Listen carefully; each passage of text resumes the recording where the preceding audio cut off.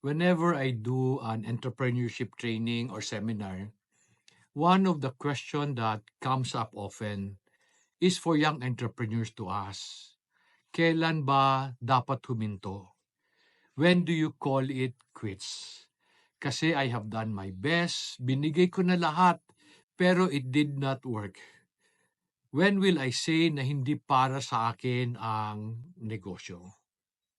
Ang sagot ko parati is, you should quit when you are not willing to adjust to the business anymore. Ako, I always tell people when they ask me, anong magandang negosyong simulan? Anong magandang negosyong pasukan? Sabi ko, walang magandang negosyo. Walang pangit. Lahat ng negosyo maganda. Lahat ng negosyo pangit. Kasi ang success ng negosyo, wala sa negosyo kung hindi sa nagnenegosyo.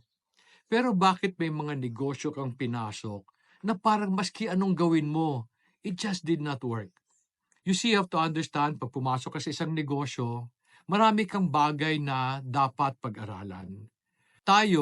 Meron tayong mga bagay na alam, nabasa, naturo sa atin, pero they're basically knowledge. Hindi pa natin alam kung totoo yan kasi hindi pa natin na-apply.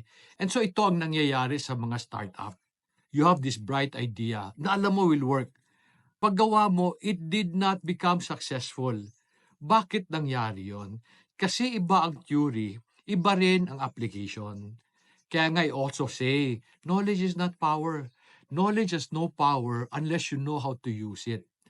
Habang pinag-aaralan mo paano siya ginamit, magkakamali ka, marami kang dapat pang matutunan.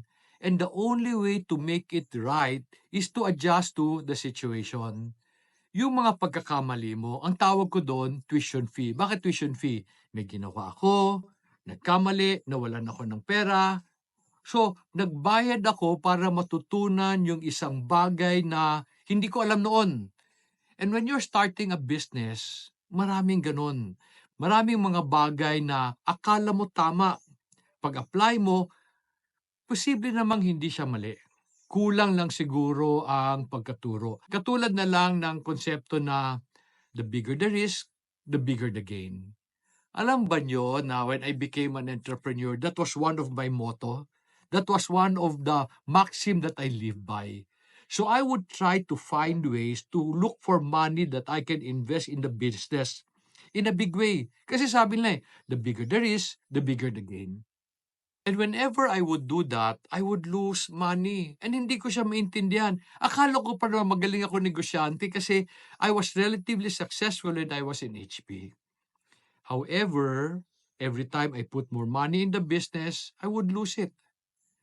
Until I learned the ways of the plant.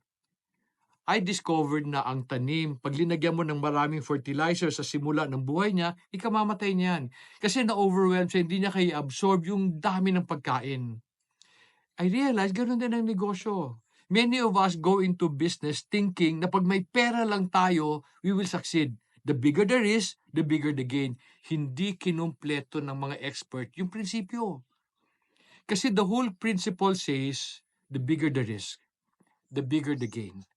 But the bigger the chances of losing your money also. I only started to succeed when I took on the ways of the plant. Yung bang padahan-dahan yung paglaki, ang ginagawa ko, I would start a business idea in a small scale.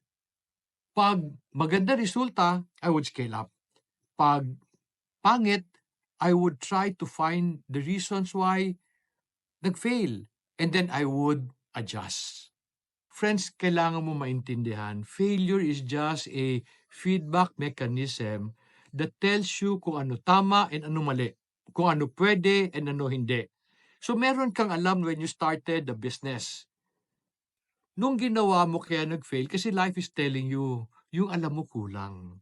So mali yang pagkagawa mo, kaya ka nag-fail. Adjust mo lang. When you fail, do not feel disheartened. Kailangan mo lang i-adjust yung approach mo dun sa ginagawa mo. The reason why many young businesses collapse is because often we're too bright. May alam tayo. It did not work. Inulit natin in a bigger scale. It did not work. So ginawa natin, umutang tayo ng pera para gawin ulit. It did not work. Pinipilit natin yung gusto natin. I believe it was Albert Einstein who said, "It is insanity to do something again and again, expecting different result." I have been an entrepreneur for over 25 years, and I still commit mistakes. I have new projects, and whenever I implement the things I learned from friends, I read from books, parating may mali. Pag nagkakamali, I am not disheartened. I would just think, dong mali yung approach mo. Hanapan mo ng solusyon. Adjust to the situation. So ulitin ko yung sagot ko sa tanong, when is it time to give up? When is it time to say na hindi para sa akin tong negosyo na to? The only time is when you are not willing to adjust to your business and to the situation anymore.